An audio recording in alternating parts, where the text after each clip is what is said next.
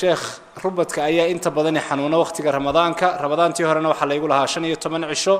وما أنا نسومن مركز تون سلا هذا الصون حنون كسويقي ماذا اختردنا وحيش يقولنا نجتف هاي وحبا يقول هين أو حبا أنا يهينن مركز شن عشان شن يتمنع كسوم يتمنع كصاحري في ديوم ما بحين كرابي لا ده هاي سؤال صدحات وحوليه الشيخ ودنا حنون أيام لا يهاي marka aniga oo sooman hadii wadnuhu yahay xanuuno miyaan afuraya dhinaca kale waxa uu leeyahay maalmaha kamid aniga oo sooman ayaan dhacay dabeetana ardaydii jaamacadda ila dhiganaysan ogeyn inaan soomanahay ayaa waxa ay siiyeen biyo marka miyay iga jibinaysaa soonkaygii buu leeyahay su'aasha afraad gabadhan waxay leedahay sheekh waxaan ahay gabadh uur leh waana ilmihii koobaad oo ugu bayaanahay ilmuhuna waa 7 bilood sida awgeed kursi ayaan ka tukadaabay leedahay culayska ilmahaas awgi marka ilaahay ka raali hada sheekh diintu maxay arrinkaasi ka qabtaa su'aasha ugu dambaysa waxay leeyahay saa'ilkani waxa aan maqlay in marka la ducaysanayo aan la raacin karin ereyga insha Allah marka maxay tahay talow sababtu qofku isagoo ducaysanaya ma oran kara ilaahu waxa isi insha Allah بسم الله الرحمن الرحيم الحمد لله رب العالمين والثناء لله والصلاة والسلام على رسول الله وعلى آله وأصحابه وسلم تسليما أما بعد سؤال شهراء نذرك يا رمضان كيف له الرئيسينية رمضان بله الرئيسينية وقت كان عبادتنا وعبادة مضيقة وليست موسعة ما هم وقت جيدو وحول بأقبل كره صومك كليه بشهر رمضان يقبل يسا ورمضان شهر رمضان الذي أنزل فيه القرآن القاسي آخر ذي لها يحدو فمن شهد منكم الشهر فليصم رمضان بلو صومي كرا كدبنا نذر كاسات آيات صومي دونتا مرك رمضان لقبحه قال الله هي النذر كهدي الله يدعانا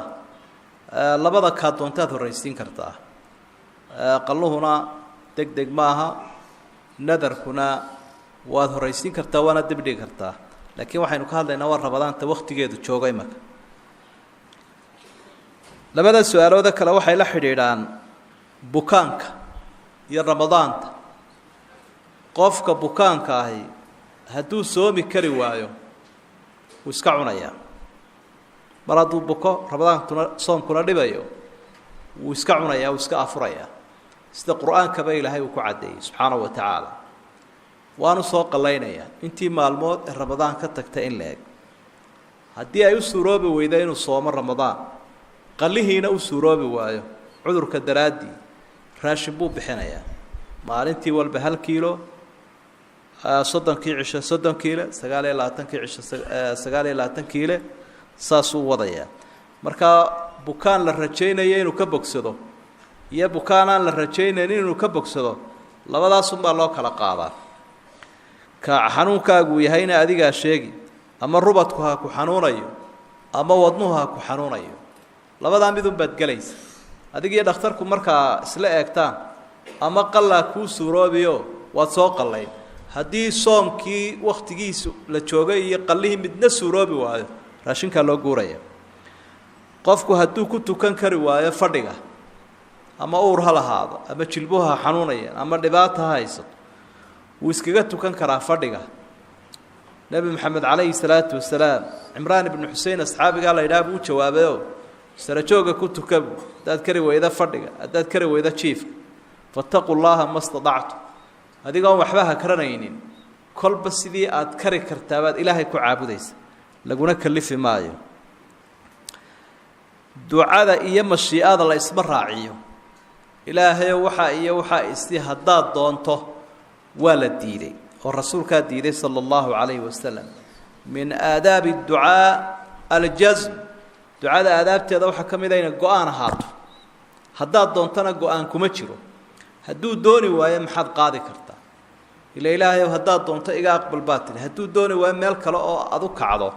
iyo cid kale oo ilaahay ku bedelata miyaad haysaa marka aadaabta ducada kama mid aha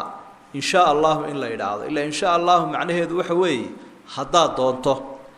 حتى هدي التبرك تود بركة سنة سواد كدينيس maadaamuu nebigu diiday calayhi salaatu wasalaam wallahu aclam jazaaka allahu khayran fadiilat shaykh qeybta labaad ee su-aalaha su-aashan koobaad gabadh ayaa soo qortay waxay leedahay sheekh anigoo aan daahir ahayn qur-aanka dusha ma ka akhriyi karaa ama ma dhegaysan karaa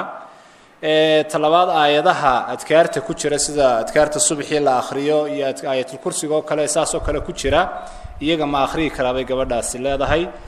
su-aasha labaad ardayad baa soo qortay waxay leedahay sheekh markaanu aqoonta ku tartamayna casharada dugsiga ee nalooga baahan yahay degdega ma soo gaabsan karaa salliga nebiga calayhi salaatu wasalaam marka aan qorayo anigoo xarafka saad keliya usoo gaabinaya ma soo kaabin karaa ayay leedahay su-aasha ku xigta nin ayaa soo qoray waxa uu leeyahay sheekh waxaan ku noolahay dalalka galbeedka waxaana meesha aan deganahay aada ugu badan kiniisadaha iyo meelaha ay gaaladu ku cibaadaystaan haddii aan galo kiniisad diinteyda miyay wax ka soo gaadhayaan anigoo doonaya inaan soo daawado iyo waxyaabaha la midka ah su-aasha ku xigta saa-iilkani waxa uu leeyahay sheekh sidoo kale waxaan deganahay dalalka galbeedka waxaan asxaab la ahay dad badan oo aan muslimiin ahayn marka xafladaha ciidda gaalada ma ka qayb geli karaa haddii saaxiibadayda gaarka ah ay igu soo marti qaadaan su-aasha qeybtan ugu dambaysa saa-iilkani waxa uu leeyahay sheekh qurbaha ayaan deganahay halkan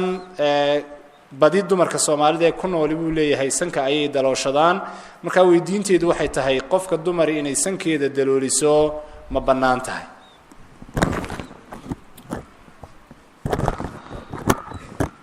bismi اllahi الرaحmaan الraحiim alxamdu lilah ruuxa dumari markaanay daahir ahayn ama qofkuba dee uu jinaabo qabo mas'ala khilaafiya weeye waa masale ay culimadu isku khilaafeen qur'aanka kariimka inuu akhriyi kara iyo in kale laakina jumhuur culamaa calaa khilaafi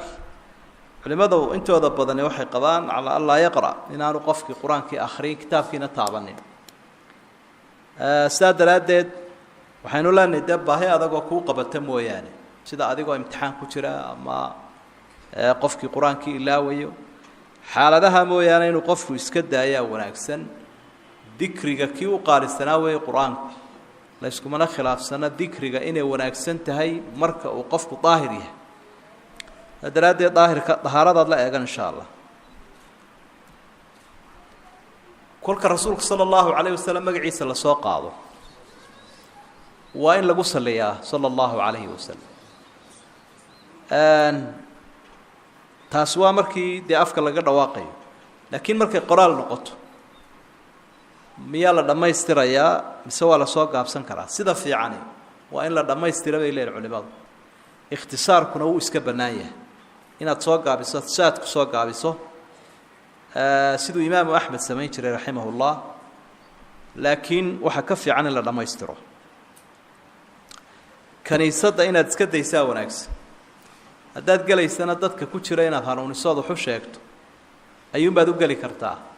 laakiin inaad dalxiisto iyo inaad daadaawato waaba intay ku jiidataaba waa wax naftooda soo jiitaa oo ama lagu xayeysiinayo ay meesha ka jiraan ama lagaa qaniinaba intuba waa suuragal marka inaad iska daysoona tegin ayaa wanaagsan ama aan diintaadu laakiin waxba noqon mayso kole haddaanu qofku gaaloobin oo aanu ku tukanayn diintiisu waxba noqon mayso laakiin daawashadeedu sax maaha inaad iska dayso weeye inaad ciidaha gaalada kala qayb gasho iyo inaad la saaxiibto gaalkii labadubana waxay kuu jiidi karaan gaalnimo xaaraan weeye ciidaha gaalnimada in laga qayb galo waayo ictiraaf bay sheegaysa inaad aqoonsatay oo aada ictiraaftay wax baatil ah shay baatila oo aan jirin inaad ictiraaftood aqoonsatay ayay sheegaysa marka inaad iskaga bereti noqoto wey sidaa daraaddeed baa culimaduna aada uga digi jireen waidaa maruu bilagwi maruu kiraama wixii xun markay soo maraan way dhaafaan ee kama qayb qaataan iyo wixii bilaa macno ah wax macsiyaana iska daabaan qofka gaalkaa la saaxiibistiisuna khatar bay leedahay rasuulku sala allahu calayhi wasalam waxa uu leeyay almaru calaa diini khaliilih falyandur axadukum man yukhaalib qofku diinta saaxiibkiibuu haystaaye qof walooba ka fiirsa cidaad la saaxiibayso dhibcuu kugu dhibqinayaa marka dambe wixii sucaadi bay kula noqonaya inaad raacdaana waa laga yaabaaba sankoo la dalooshadaama bannaana waayo wejiga wuxuu diiday nebigu in lagu ciyaaro xataa xoolahan laga sunti karin dadkuna inuu dalooshado iska daa marka waa dhaqamada hinduuska iyo hindida bariga ee dabcaabudka ah soomaaliduna wixii arkaanba waxay isaga qaataan inuu yahay ilbaxnimo walow gaalnimoba ha ahaadee saa daraaddeed la daloolin maayo waa inay dumarku ka fogaadaan oo iska ilaaliyaan wallahu aclam جزاك الله خيرا فضيلة الشيخ قيبت قدام بيس سؤالها سؤال باترتي معلمها صون نقونيسي معلمتي السبت ده واحد عدين أذان كي صلاة المغرب دت قار أي أذامين وقت كهرية وقت جي أي حيد إلا أذامه سيدا وجدنا ضد بدني أي كو قلدمين أو أي مركا كو أفرين مركا الشيخ دت كي أفري صون كودي محون نقونيا qofka muadinka ee amaanadii ilaalin waayayna isagana maxaa laga yeelayaa su'aasha ku xigta gabadh baa soo qortay waxay leedahay sheekh hooyadii waxay bixisay Yurub anaguna markii aan ogaaday in wadamada gaalada magaca la yiraahdo waan iska bedelay oo hodan ayaan la baxay reerkii markaa aan ka dhashay waxa aan u sheegay inay iga daayaan magacaas markaan la joogo waxay inta badan iigu yeedhaan bay tiri hodan balse markaan ka maqanahay waxay yaqaanaan Yurub marka su'aashaydu waxay tahay horta marka hore xaq ma u leeyahay inaan magaca iska bedelo waa kow waa marka labaad ee qofkii magaca iigu yeedha aan diidanahay muxuu noqonayaa su'aasha labaad ee saddexaad gabadhan waxay ninba waxa uu leeyahay xaaskaygii laba goor ayaan iyadoo uur la furay haddana mar saddexaad baan furay marka ma laga yaabaa buu leeyahay sheekh in qiil la helo sababtoo ah reerkayga waan jeclahay shaydaan ayaa na soo kala dhex galay marka labada goor ee uurka furniinkii sax ma yahay mise markaa waa la iga dhaafayaa buu leeyahay su'aasha afraad gabadha ayaa waxay leedahay fadiilada sheekh nin baanu muddo dheer sheekaysanaynay markii dambena wuxuu igu yidhi waxba gacanta kuma hayo ee aynu ismeherxadno oo aynu si hoose isu sii mehersanno kadibna markii la gaadhay waqti ee aan ku yidhi dee reerihii aynu sheegno wuxuu igu yidhi runtii anu kumaan odhan sheeg ee qarsoodigaasaynu ku wadaynaa raggaygii markaan u sheegayna wuxuu ku yidhi anu gabadhaa garanba maayo sidaa awgeed waxay leedahay maadaama oo dee meher dhacay miyaan ninkii meher ku leeyahay furiinna ma ka dalban karaa su-aasha ugu dambaysa gabadhana waxay leedahay sheekh waxaan ahay gabadh shaqaale caafimaada waxaana ka shaqeeyaa cusbitaalada mid ka mid ah dadka aan u shaqeeyo waxaa ka mid a bay leedahay rag marka haddii anigoo weyse qabaa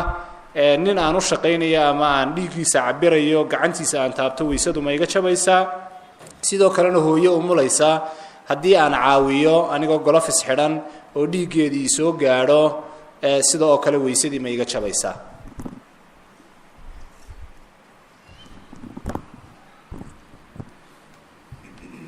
بسم الله الحمد لله مغربك iyo مغربك hadii waqtigiisii laga horeysiyo afurkana waqtigiisii laga horeysiyo labaduba waa qalle salaadii maqrib waqtigeedii aan la gaarin oo la tukaday waa qalle maalinka isagoo aan dhamaystirmin qoraxdu soo jeeda la cunayna waa qalle qofka adaamay iyadoo waqtigii la gaarinna waa dambiili لأنه أمانة مو جذانين إلا الرسول صلى الله عليه وسلم حتى الماء قف كمؤدكين ويا مؤتمن قف الآمنين مركب وحبو خيامة وخاين خيامة دينات بالسماء قف كنا هدو خيامة السماء حر ولا أما أبا المرن ولا عقاب أيقول لي فوضى إنها يستون بكمة فوضى بين عيب بدن بينها يستا هي النظام حماضه حاجة دين تنوى كمل مركب وهالريبة فوضى واحد كتفتا قفان مسؤولية دين قاضي كرين ولا دي بيو أذانك أحكامتي ما يقبل الله يا كنتميين أذانك أحكامتي سك بدن ما قرنايو إمامنا ما قرنايو غير هبل باللوجو دي مساجك دينو غير هبل ويري يوم مركب قاضي وكاكو يري القرآن دي سوى شيء ده أذاني مركب مساجد ده دتك أما إمام لوجو دي جاي أما مؤذن لوجو دي جاي كرسينا وكدم بابا يعيد أنا هلاينا تو أديبو كاننا هدو دتك أفريا وكدم بابا إلا الضبق لا حساب تمام ماشي لقى إريانوي si aanu dib ugu noqonin waana dhacdaa taasina waxa keenaya inay soo noqnoqoto waa wax qabad la'aanta jihooyinka ay khusayso ama cidda masaajidka ka masuula ama wasaaradii ka masuulhaydoo waajibkoodii gudan waayay ayaa kalifaya dadkuna way soo qalaynayaan inantaa sheegtay in Yurub loo dhan jiray iska bedeshay way ku hagaagsantay magac kasto xun qofku iska bedeli karaa siduu rasuulkuba uga bedelayay sala allahu calayhi wasalam rag iyo dumarba asxaabtiisa wixii magaciisa uu garan waayo uu ka bedeli jiray nebigu qofkuna isaga xaq u leh magaciisa inuu bedelo dadku haddii ay kugu yeedhaanna dee way fiicayn hadday kugu yeedhi waayana way qaldayn weliba magacaad diidayso ama xun haddii lagugu yeedhana qaybaha xanta ayay ka mid noqonaysa alqiibatu dikruka akhaaka bimaa yakrah xan waxaa la yidhaha walaalkaa ood ugu yeedho qofkii muslimkaad ugu yeedho wuxuu diidayo markaa adigu doorkaagii waad qaadatay iyagana kula tali inay kaa daayaan ninka sheegay xaaskiisii inuu furay mar labaadna furay mar saddexaadna furay iyadoo uur leh saddexda dalqadoodba way dhacayaan waayo gabadhu markay ku jirto ciddo haddii mar labaad la furo wuu haleelayaa dalaaqu mar saddexaad haddii la furana wuu ka daba tegayaa kol haddii dalaaqu aanu mar keli ahayn ee uu kala googo-an yahay gabadh la furay oo ciddo tirsanaysa dalqadu ma ku dhacaysaa haway ku dhacaysa oo waxay leedahay xukumkii ooridoo kale markaa way kaa dhammaadeen bay ka dhigantay saddexdaa dalqadoodba gabadhaa sheegaysa inay iyada iyo ninku ismeherxadeen meherkaa la xaday ma jiro laakiin haddana marka aad doonayso inaad nin kala guursato ama ka madax bannaanaato laabudda min waraqati tafriiq warqad idin kala kaxaysaa waa inay jirto ama isagu kuu qoro ama qaadigu kuu qoro laakiin iskama guursan karaysid ilaa waxaan marka horeba guur baad u aaminsanayd waana ku wada socoteen meher waad ku yeelanaysaa haddii uu wax kuu magacaabay ama galma jirto inantaa kale ee sheegaysa inay u shaqaynayso iyadoo fiilka caafimaadka ama caafimaadka ka shaqaynaysa ragga u shaqaynayso ee ragga taataabanayso waxa kuu fiican dumarku inaad ka shaqayso ragga waxaad ka shaqayn kartaa haddii la waayay rag kaloo u shaqeeya